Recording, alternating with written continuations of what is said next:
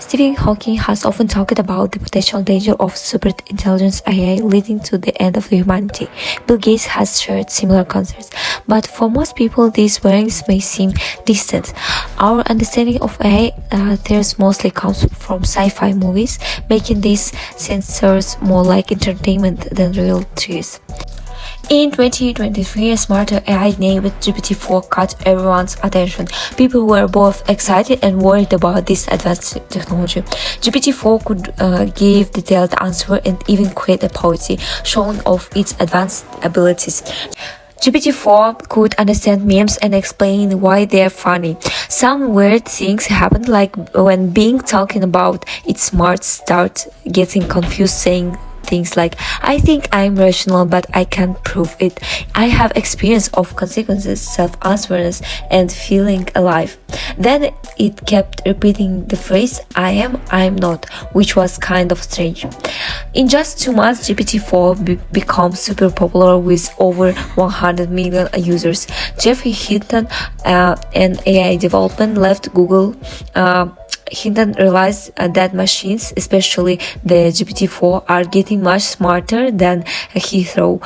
Professors Nick Bostrom talking about configuration issues, saying how tricky it is to set tasks and ethical rules.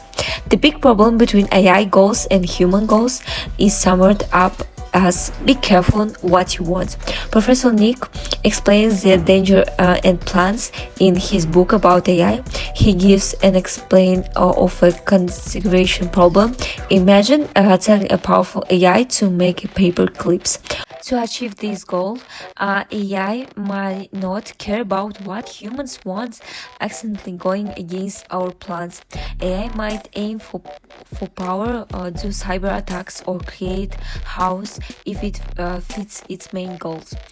For instance, a super smart machine just slowing math might try turning Earth into a gain computer for more power.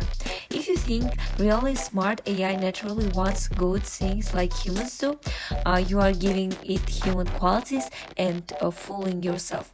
Super intelligence AI can have any basic goal, and how it reach it might seem like magic to us. To deal with these challenges, we need clear goals and plans, but even the coordination problems is tricky. No matter how well we set the goal or plan, super smart AI might find unexpected ways around it.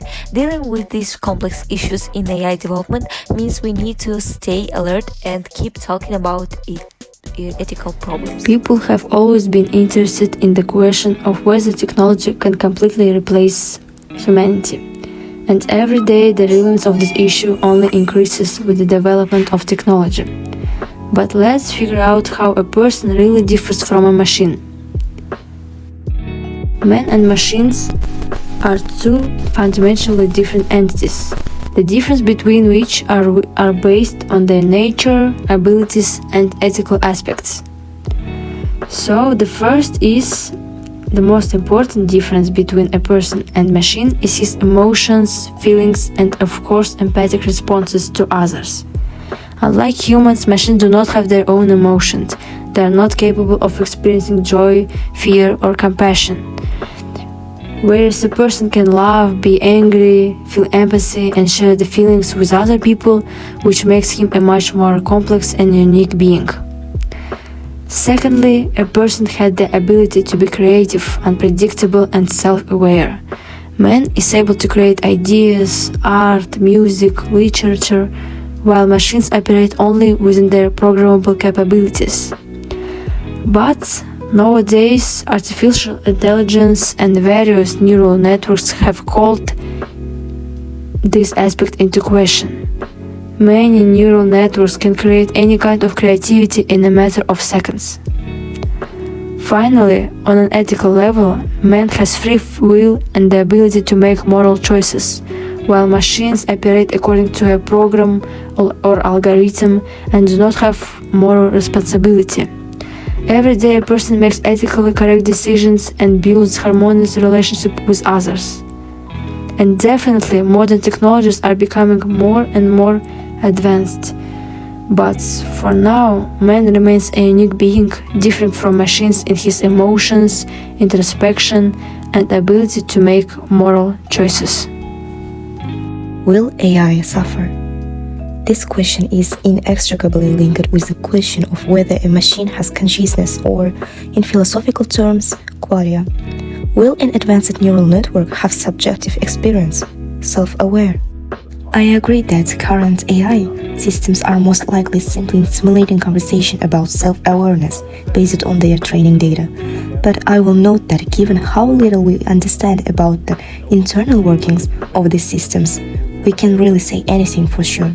If we're so ignorant about GPT-4 and GPT-5 will be as big a leap in capabilities as from GPT-3 to GPT-4, then if we do let people create GPT-5, I don't think we can reasonably tell them anymore. Most likely has no consciousness. It will be easy. I don't know. No one knows. If you can be sure whether you're creating a self-aware AI, that's alarming not only because of the moral implications, but also because uncertainty means you have no idea what you're doing. It's dangerous, and you should stop. Elisa Yudkovsky in an article for Time magazine.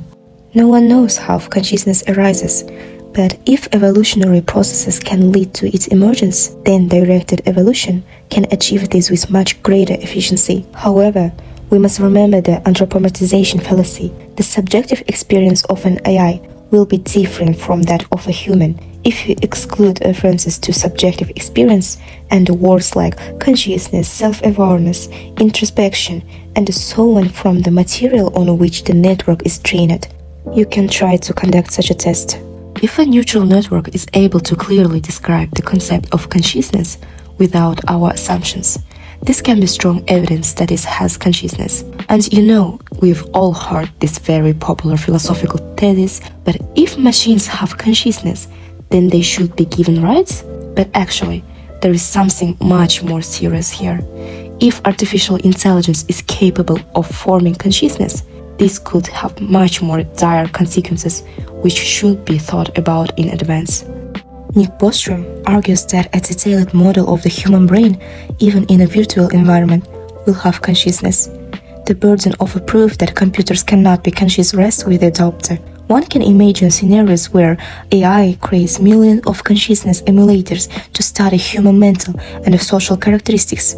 However, this situation can be dire, and after receiving the information, the computer may simply destroy the conscious beings it has created. If such practices are applied by agents with a high moral status, imitative models of people or other types of intelligence endowed with consciousness, then such actions can be classified as genocide and therefore represent an extremely serious moral and ethical problem. Moreover, the number of victims can be in an order of magnitude higher than the number of victims of any genocide famous in human history. Nick Bostrom. So, when will the first general AI appear? When should we start being afraid? For truth, we don't know yet.